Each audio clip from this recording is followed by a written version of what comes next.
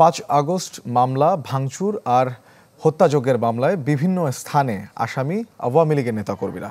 জামালপুরেও তার ব্যতিক্রম নেই, কিন্তু 2 বছর আগে ক্যান্সারে মারা যাওয়া সাবেক এক ছাত্রলীগ নেতার নামে মামলা হওয়ায় সমালোচনা তৈরি হয়েছে দেশ জুড়ে।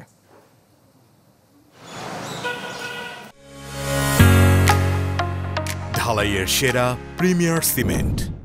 5 আগস্ট হাসিনা পতনের দিন জামালপুর জেনারেল হাসপাতালের সামনে হয় ভাঙচুর, লুটপাট।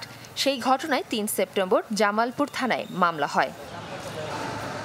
পৌর শহরের ফুলবাড়িয়া দড়িপাড়া এলাকার হায়দার আলী নামে এক ব্যক্তি বাদী হয়ে 83 জন আওয়ামী লীগ নেতাকর্মী সহ অজ্ঞাত 160 জনের নামে মামলা করেন। সেখানে 78 নম্বর আসামি সাবেক ছাত্রলীগ নেতা শফিকুল, যিনি 2 বছর আগে ক্যান্সার রোগে আক্রান্ত হয়ে মারা গেছেন। আমার স্বামী শফিকুল ইসলাম 2022 সাল 20 সেপ্টেম্বরে তিনি মারা গেছেন। এখন স্বামী মারা গেছে, এই দুঃখই তো ভুলতে পারি না। কান্দে কান্দে আমার ছেলের নাকি আমি অসুস্থ হয়ে গেছি, আমার ওই ছেলের নামে কেস করলো। মামলা হয়েছে আমার ভাই তো 2 বছর আগে মারা গেছে। আমার বড় ভাইয়ের নামে মামলা হয়েছে আমার নামে হইতে কতক্ষণ? তাই সুস্থ তদন্ত করে এটার একটা বিচার হওয়া দরকার। ইচ্ছাকৃত মিথ্যা মামলা হলে বাদীর বিরুদ্ধে আইনি ব্যবস্থা নেয়ার কথা জানান জেলার অতিরিক্ত পুলিশ সুপার। বাদী যদি ইচ্ছাপূর্বক প্রতারণার আশ্রয় গ্রহণ করে থাকে, কোনো মৃত ব্যক্তিকে এজাহারে আসামি দেয়, অবশ্যই তার বিরুদ্ধে আমরা ব্যবস্থা গ্রহণ করব।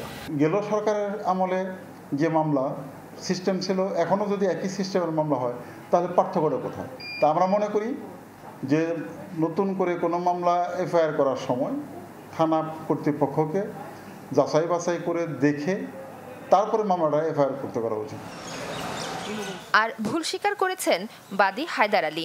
ওটা ভুলবশত হয়ে গেছে, জি মিস্টেক হয়ে গেছে, এটা সংশোধনী আমি দিয়ে দিচ্ছি। সমস্যা ভুলবশত আসে, একটা ব্যক্তির নামে কেউ মামলা দেয় বড় ভাই। নিহত শফিকুল পৌর ছাত্রলীগের সহ সম্পাদক ছিলেন। আল্লাহ তুমি জান্নাতে নিয়ে যাও আল্লাহ। Desk report, channel 24।